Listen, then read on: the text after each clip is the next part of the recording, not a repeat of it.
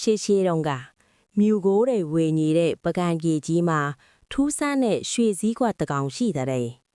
သူဟာညတိုင်းကောင်းကင်ညံမှာပြန်တန်းရင်းမြို့သူမြို့သားတွေကိုအိမ်မက်လှလှလေးတွေပေးလိရှိတယ်။ရွှေစည်းကွက်လေးဟာညင်မားလာတဲ့စီဒီပထိုးတွေပေါ်ကနေပြန်ဆင်းလာပြီးစီကားလာတဲ့ပကံစည်းတန်းကြီးတွေကိုရောက်ရှိလာခဲ့ပါတယ်။လမ်းဘေးဝဲရမှာတော့စပယ်ပန်းနဲ့တွေတင်းပြန်နေပြီးမြို့သူမြို့သားတွေတဲ့ပျော်ရွှင်စရာရေမောတန်တွေဟာတမျိုးလုံးကိုလွှမ်းခြုံထားတာပေါ့။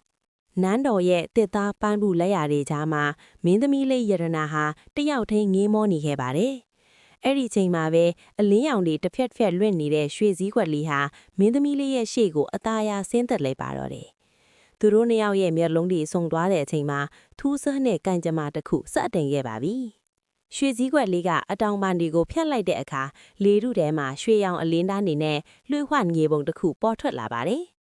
ဒါဟာပကံပြည်ရဲ့ပျောက်ဆုံးနေတဲ့ယရနာတိုက်စီကိုလမ်းညွန်ပြသနေတာပဲထက်ပါတယ်။မင်းသမီးလေးဟာတုံရင်နေတဲ့လက်ကလေးနဲ့အလင်းတန်းတွေကိုဒိုးထိလိုက်တဲ့အခါမှာတော့တကဘာလုံးဟာဝင်းကနေလင်းထိန်သွားပါတော့တယ်။သူတို့နှစ်ယောက်ဟာခက်ခဲနှက်ရှင်းလာတဲ့တောတောင်တွေကြားထဲမှာစွန်စားကန်းဖွင့်ခဲ့ကြတယ်။ထူးဆန်းတဲ့အလင်းရောင်တွေထွက်နေတဲ့အပင်တွေနဲ့မြူကိုတွေကြားမှာရွှေစည်းကွက်လေးကတော့လမ်းပြအထိအမြင့်ရှိနေခဲ့တာပေါ့။နောက်ဆုံးမှာတော့ရှေးဟောင်းချင်းထိတ်ရုပ်တုကြီးတွေစောင့်ကြက်နေတဲ့ဂူကြီးတွေကိုရောက်ရှိသွားပါတယ်။အဲ့ဒီမှာတော့ပျောက်ဆုံးနေခဲ့တဲ့ပကံပြည်ရဲ့ယရနာတွေနဲ့ပညာရှိကျမ်းစာတွေဟာဝင်းကနေတောက်ပနေပါတော့တယ်။ယရနာတွေနဲ့အတူငင်းချမ်းရေးကိုယူဆောင်လာနိုင်ခဲ့တဲ့မင်းသမီးလေးကြောင့်တမျိုးလုံးမှာစီမီတွေမီးပုံးတွေထွန်းကြည့်ပြီးအောင်ပွဲခံခဲ့ကြပါတယ်။ရွှေစည်းကွက်လေးနဲ့မင်းသမီးလေးတို့ရဲ့ဒဏ္ဍာရီဟာလည်းပကံပြေရဲ့သမိုင်းမှာထာဝရကြံရစ်နေခဲ့ပါတော့တယ်။